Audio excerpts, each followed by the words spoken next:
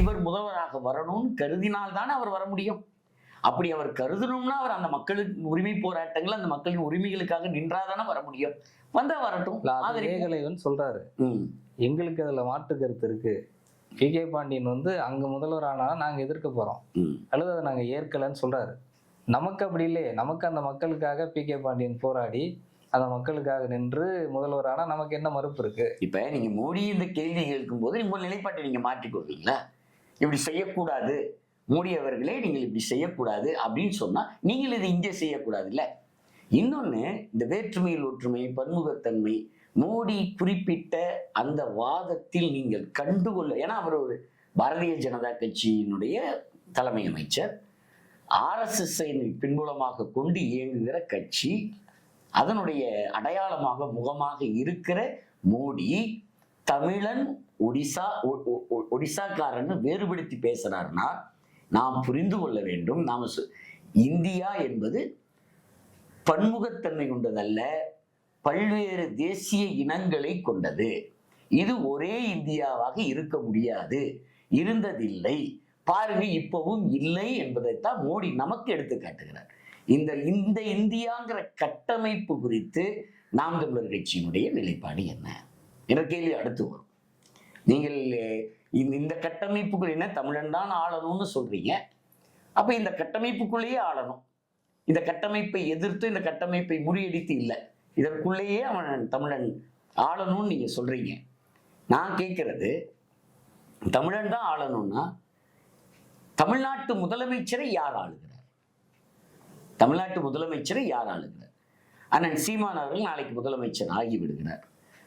சீமான் அவர்களை யார் ஆளுவார்? அதான் நான் அந்த கேள்விதான் கேட்க நினைக்கிறேன். நீங்க மீண்டும் மீண்டும் பிஜேபி வீழ்த்துவது எப்படின்னு கேட்குறீங்க. அவர் பதில் கூட கேட்குறாரு, 40 தொகுதி வென்றுட்டாங்க திமுக, எப்படி பிஜேபி வீழ்த்த போறீங்கன்னு சொல்லுங்கன்னு கேட்குறாங்க. நாம் திரும்ப திரும்ப இந்த இந்திய கட்டமைப்பு பற்றி பேசுறது, இந்திய கட்டமைப்பில் நாம் தமிழர் என்னவா மாற போறாங்க, அல்லது இந்த கட்டமைப்புக்கு எதிராக என்ன செய்ய போறாங்க, தமிழ்நாட்டில் முதலமைச்சர் பதவியை வென்று என்ன செய்துவிட முடியுங்கிற கேள்வியை திரும்ப திரும்ப எழுப்புறோம். இந்த தேர்தலில் பிஜேபியை வீழ்த்துவதற்கான உங்க யுக்தி என்ன, நீங்க என்ன செஞ்சீங்க, வீழ்த்துவதற்கான வேலை திட்டம் என்ன அப்படின்லாம் கேள்வி எழுப்புறோம். ஆனா மீண்டும் மீண்டும் மீண்டும் இளமான கார்த்தியோ அல்லது மற்றவர்களோ ஈழ பிரச்சனையை பேசுறாங்க. அவரு ஜெயசீலன் இங்க உள்ள சிறப்பு முகாமெல்லாம் நீக்க சொல்லி காங்கிரஸ் கிட்ட கோரிக்கை வச்சு ஆதரவு கொடுத்தீங்களான்னு கேட்கிறாரு. இந்திய பிரச்சனைகளை பேசும்போது, தமிழ்நாட்டு பிரச்சனைகளை பேசும்போது, தமிழ் தேசியம் குறித்து பேசும்போதெல்லாம் தமிழ் தேசியம் என்பது ஈழ விடுதலை பெற்றுத் தருவதுதான், பிரபாகரனுடைய கனவை நனவாக்குவதுதான். நாங்க இடுமான கார்த்தி சொல்றாரு, நாங்க தமிழ்நாட்டில் 40 தொகுதிகளையும் வென்று பார்லிமெண்ட்டுக்கு போய் மற்ற பாராளுமன்ற உறுப்பினர்களை எல்லாம் ஆதரவு பெற்று, அதற்கும் கடந்து ஆசிய அளவிலாம் ஆதரவு பெற்று வெளியுறவுத்துறையில மாற்றம் கொண்டு ஈழ விடுதலை பெற்று தருவோம்னு தான் சொல்றாரு. என்ன தமிழ் தேசியம், இவர் நாம் தமிழர் கொண்டிருக்கிற தமிழ் தேசியம் என்ன? இந்த கருத்துக்களை எப்படி பாக்குறீங்க? இலக்கு ஒன்றுதான், இனத்தின் விடுதலை. இது நாம் தமிழர் கட்சியினுடைய முழக்கம். இனத்தின் விடுதலை என்று அவர்கள் குறிப்பிடுவது தமிழீழத்தை மட்டும்தான். அதை அவங்க பல வரைவுகளில் தெளிவுபடுத்திட்டாங்க. ஒரு நாடாளுமன்ற தேர்தலில் அவர்கள் வெளியிட்ட ஒரு வரைவு, சட்டமன்ற தேர்தலில் அவர்கள் வெளியிட்ட வரைவு, அவர்கள் கொள்கை நிலைப்பாடு என்று வெளியிட்டிருக்கிற வரை எல்லாவற்றிலும் அவர்களுடைய இன விடுதலை இலக்கு என்பது தமிழீழம் பெற்றுத்தருவது, தமிழீழ தேசம் அமைப்பது. அப்போ இனத்தின் விடுதலை என்று சொல்ல வருவதிலேயே இந்த தமிழ்நாடு இடம்பெறல. அதுக்கு அடுத்து வருவோம்.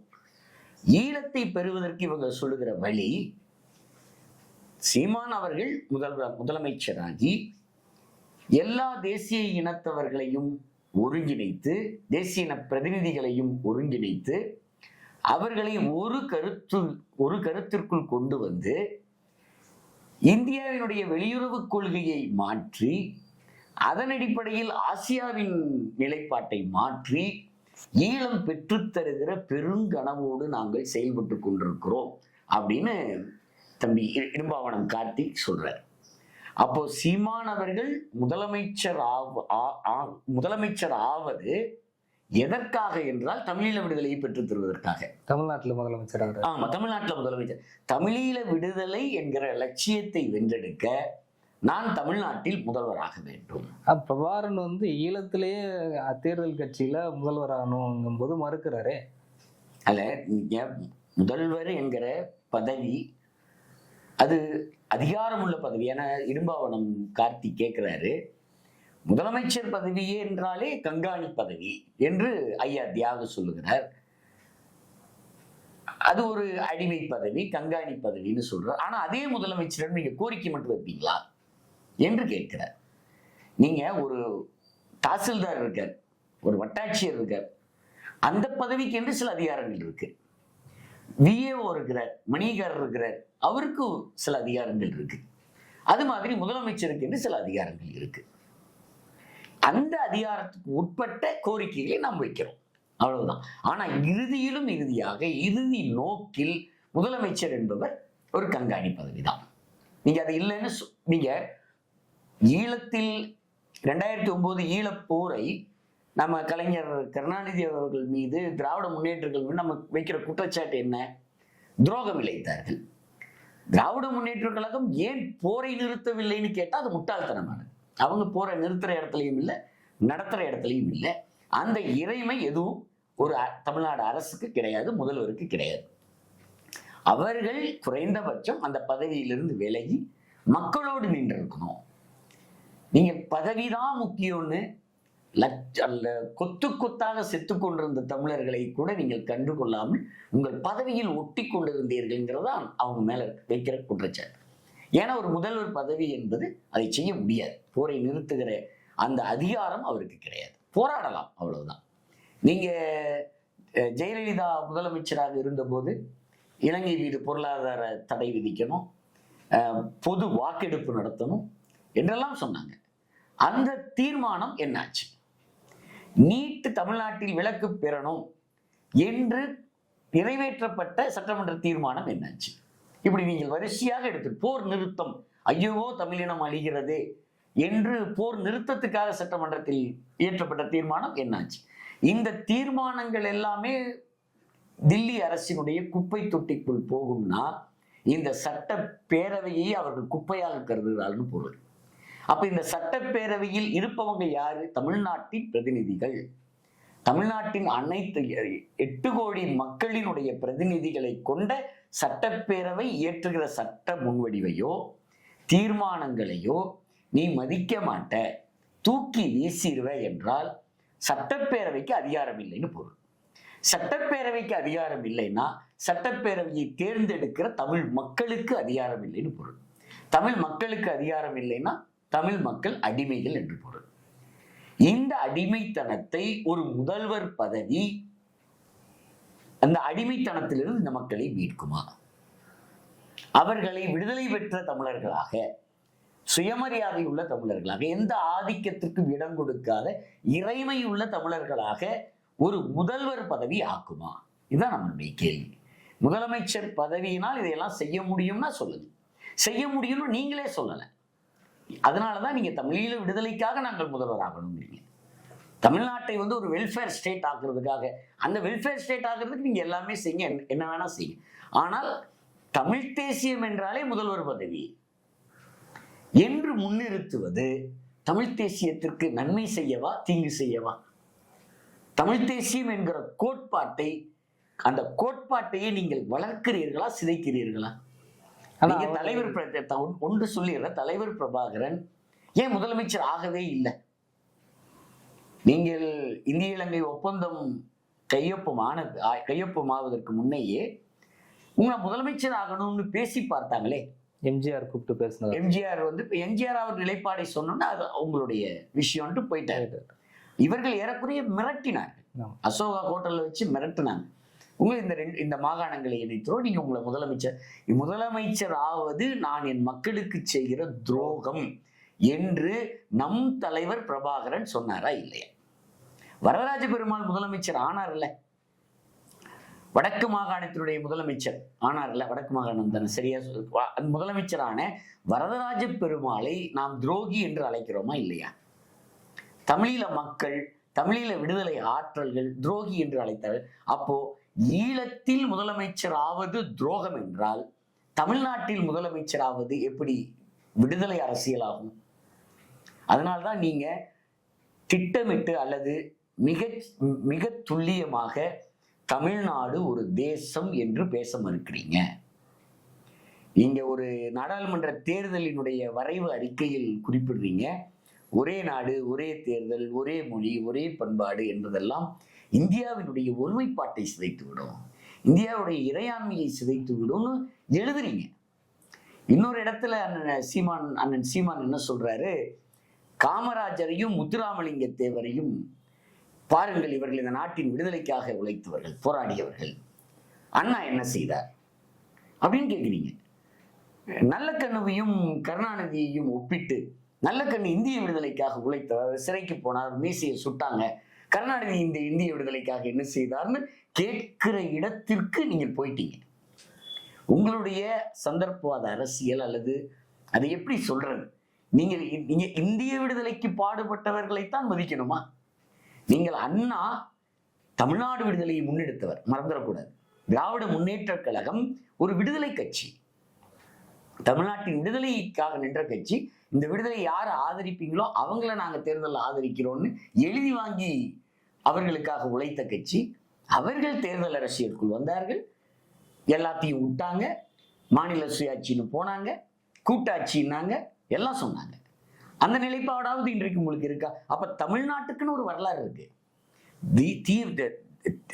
தந்தை பெரியார் தமிழ்நாடு தமிழருக்குங்கிறாரு, அண்ணா அதே விடுதலை அரசியலை மேற்கொள்கிறார். ஆனால் தேர்தல் அரசியலுக்குள் வராரு. தேர்தல் அரசியலுக்குள் வர அதற்கு தடை வருகிறது.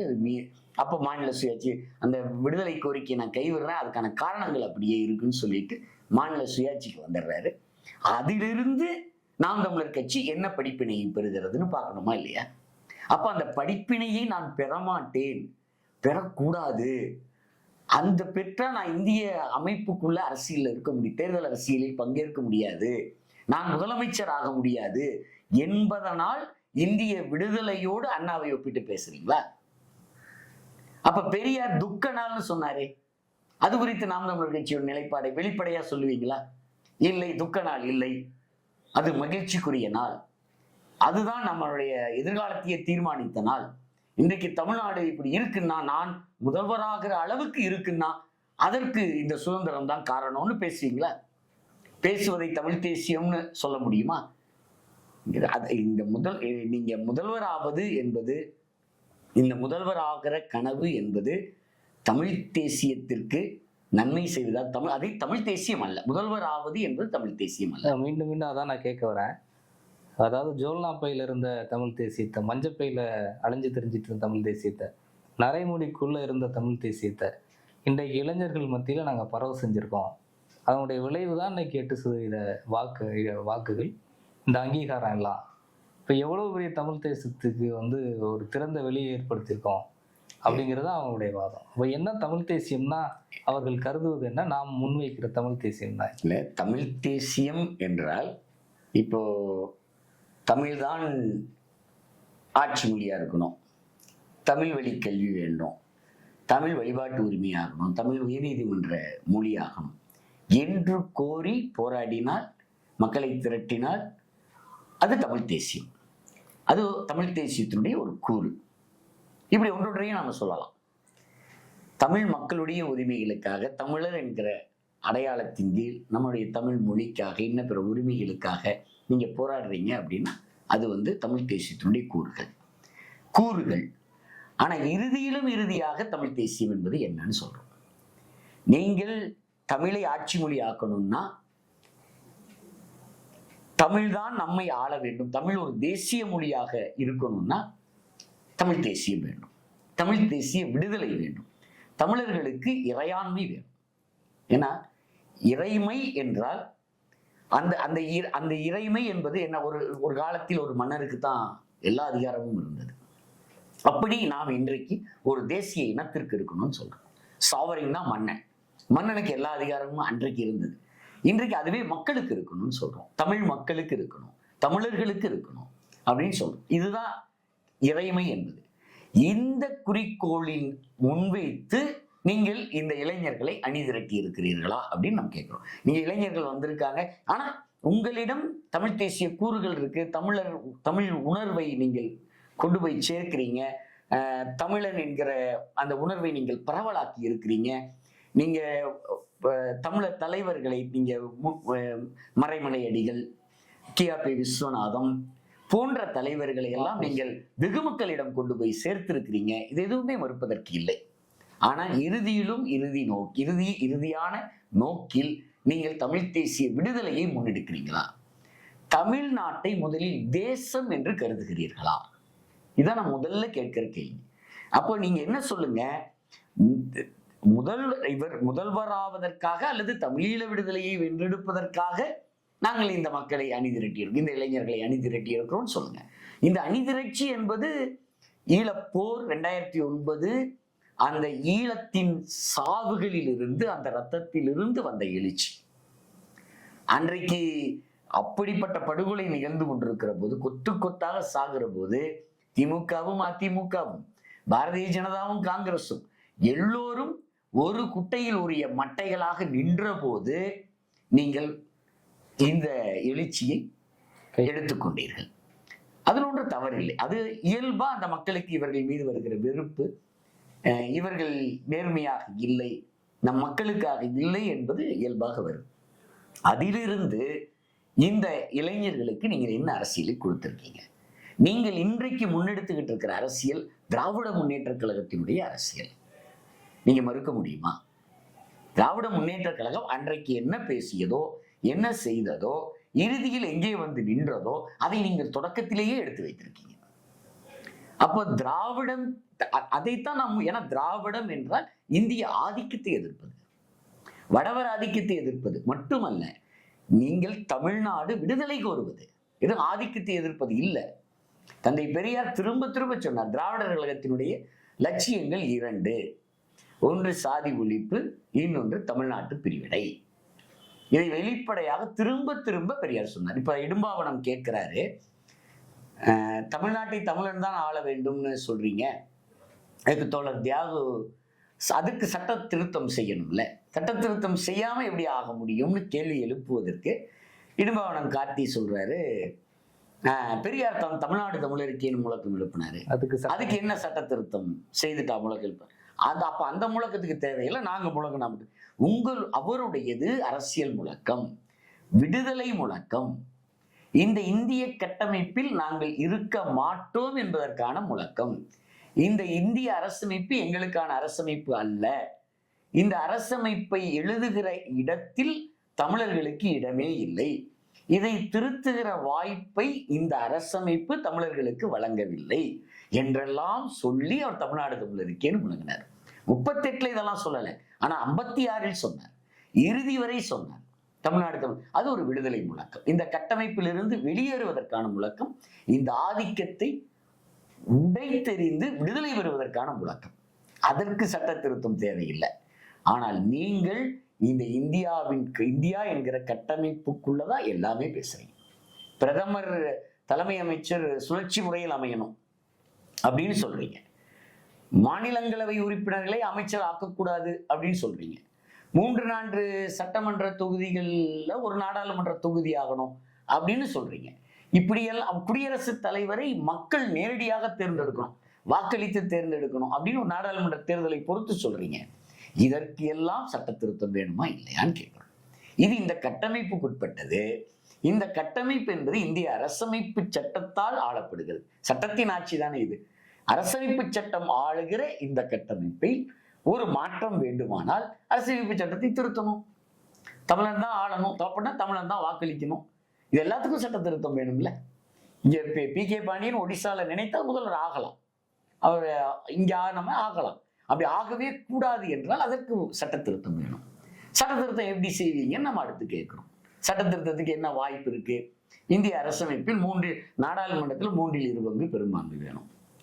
பெரும்பாலும் மாநில அரசுகள் ஆதரிக்கணும். குறிப்பிட்ட அதற்கு ஒரு அளவு இருக்கு. இதெல்லாம் செய்தாதான் ஒரு சட்ட திருத்தத்தை செய்ய முடியும். நீங்க சீமான் அவர்கள் நாளைக்கு முதல்வராகி அவர் ஒரு நாடாளுமன்றத்தில் 40 தொகுதிகளையும் அவர் வென்றாலும் சட்ட திருத்தத்தை செய்வதற்கான வாய்ப்பு எங்க இருக்கு? இன்னொன்னு எல்லாத்துக்கும் சொல்றாங்க, எல்லா தேசிய இன பிரதிநிதிகளையும் பேசி கலந்து, ஏன்னா இந்த சட்ட திருத்தம் செய்யணும்னாலும் அதை செய்யணும். அதாவது ஸ்டாலின் இப்ப நீட்டுக்கு பண்ணிட்டு இருக்கிறாரு. அதான் அது அவர் பண்றாருங்க. முதலமைச்சர் ஆனாதான் பண்ணணுமான்னு கேட்கிறேன். ஆமா, நாமே இப்ப போராடுகிற ஆட்கள் பண்ணலாம். தந்தை பெரியார் எந்த பதவியிலுமே இல்லாமல் தான் இந்திய அரசமைப்பு சட்டத்தினுடைய முதல் திருத்தத்தை சாதித்தார். மக்கள் போராட்டங்களால் தான் சாதித்தார். இதே இளைஞர்களை இதற்கு மாறாக முதல்வர் ஆகணும், அதுதான் அதிகாரம், முதல்வர் பதவியை நீங்கள் இறுதியிலும் இறுதியான அதிகாரம்னு கருதுறீங்க. அப்படி இல்லைன்னா சொல்லுங்க. தமிழீழ விடுதலையை ஏன் கேட்குறீங்க அப்படின்னு நான் காரணம் கேட்கிறேன். சீமான் அவர்களும் காரணம் கேட்கிறேன். அவர் அடுக்கடுக்கான காரணங்களை சொல்லுவார். அதே அடுக்கடுக்கான காரணங்கள் தமிழ்நாட்டுக்கும் பொருந்துமா பொருந்தாதா? நீங்க அங்க மட்டும்தான் இங்க ஆயுத போராட்டம் நடந்திருக்கே. 65 இந்திய ராணுவம் தானே நம்மளை சுட்டுக் கொன்றது. அவங்க தானே சுட்டுக்கணும். இந்திய ராணுவத்திற்கு நேரடியாக முகம் கொடுத்திருக்கமே, நம்ம தேசிய மொழிக்காக கொடுத்திருக்கிறோமே. இதற்கு நீங்க சொல்ற காரணங்கள் இதற்கும் பொருந்தும். நீங்கள் அதை ஒரு தேசம் என்று கூட சொல்ல மறுக்கிறீங்க. நாம் தமிழர் கட்சி முருகனை முப்பாட்டன்னு சொல்லுது, அல்லது இறைவன் சொல்லுது. அதை அந்த கட்சியில் இருக்கிற இஸ்லாமியர்கள் மற்றவர்கள் ஏற்பார்களா அப்படின்னு தியாக தோழர் ஒரு கேள்வி எழுப்புறாரு. அதற்கு இடமான கருத்து, இது ஒரு அபத்தமான கேள்வி. நாங்கள் முருகனை இறைவன்னு சொல்ல, கடவுள்னு சொல்லலை, அவரை முன்னோர்னு சொல்கிறோம். அவங்க இஸ்லாமியர்கள், அவர்களுக்கென்று ஒரு கடவுள் இருக்கு. ஆனால் தமிழர் வழி மரபில் இவர்கள் முன்னோர்கள், முருகன் போன்றவர்கள் முன்னோர்கள், முப்பாட்டன் அப்படின்னு தான் சொல்றோம். அதை ஏற்கிறார்கள் அப்படின்னு சொல்றாரு.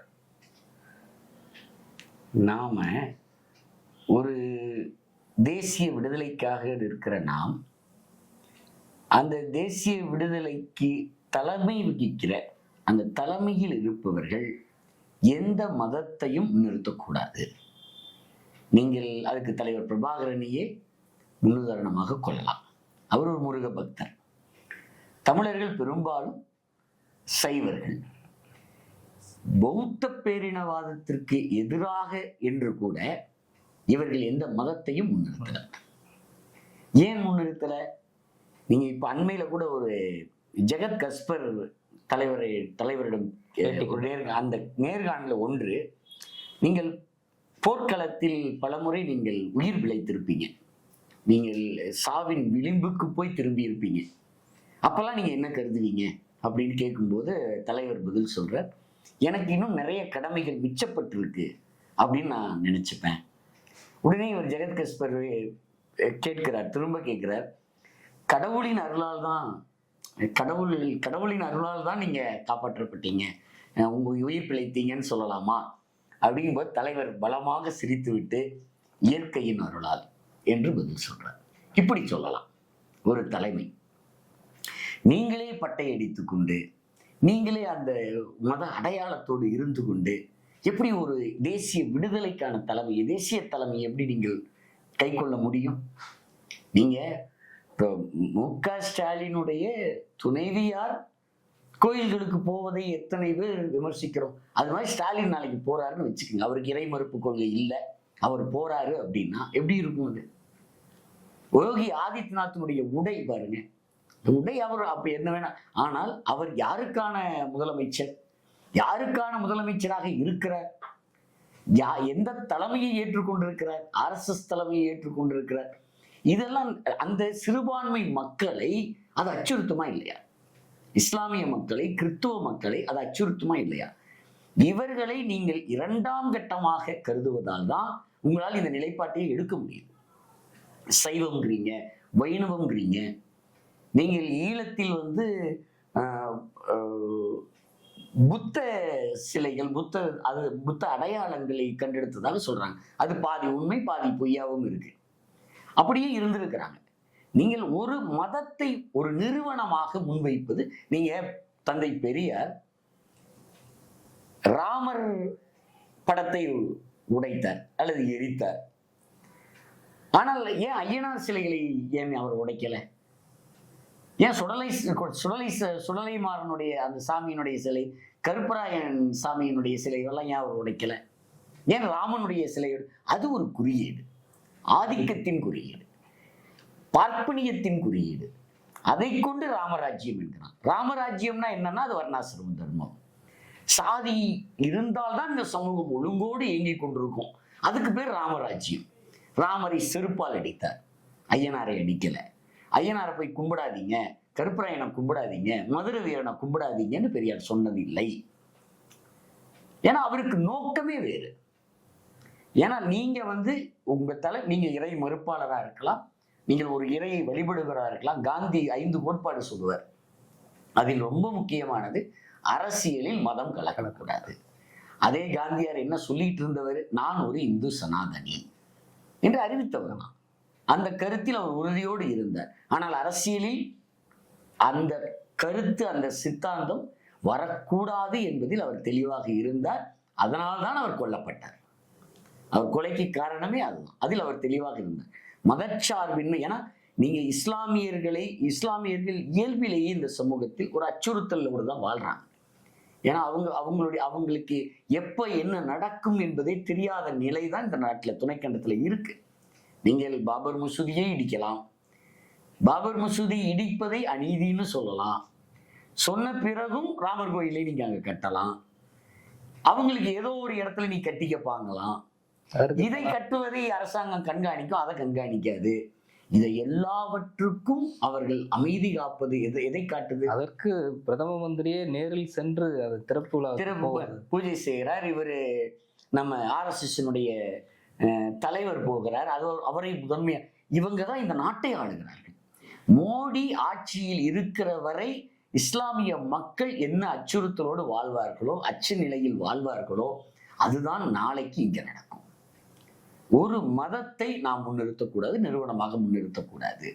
அப்ப நாம் அப்படி அவர்கள் முன்வைக்கிற கடவுள்கள், நம்முடைய கடவுள்களை அவர்கள் அபகரிக்கிறார்கள், விழுங்க பார்க்கிறார்கள். அதற்கான எதிர்வினைகளை ஆற்றுவோம். தோ பரமசிவம் எழுதினார், தொடர்ந்து எழுதினார். அவரும் எந்த மதத்தையும் முன்னிறுத்தல. இந்த வழிபாடுகள் இரண்டுக்குமான வேறுபாடு என்ன? இது இந்த ஆதிக்கத்தை குறிக்கிறது, இது இந்த ஆதிக்கத்தை குறிக்கல.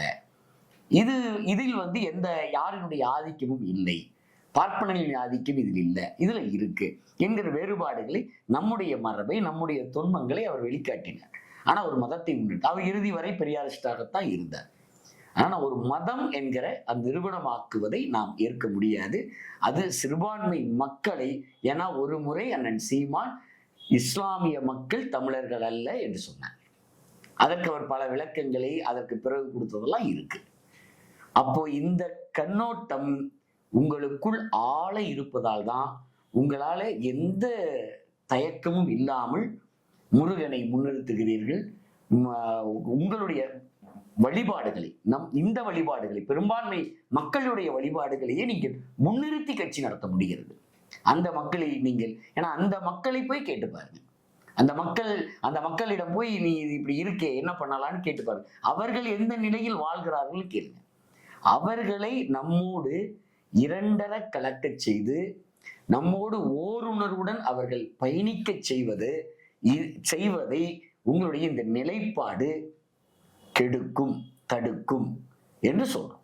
அந்த மக்களையும் நீங்கள் தமிழர்களாக கருதினால், உளப்பூர்வமாகவே தமிழர்களாக கருதினால், அவர்களையும் நாம் கரைத்து கொண்டு இந்த தமிழ் தேசிய ஓர்மையை கட்ட வேண்டும் என்று நீங்கள் நிலைப்பாடை கொண்டிருந்தால் இந்த சிக்கல் வராது.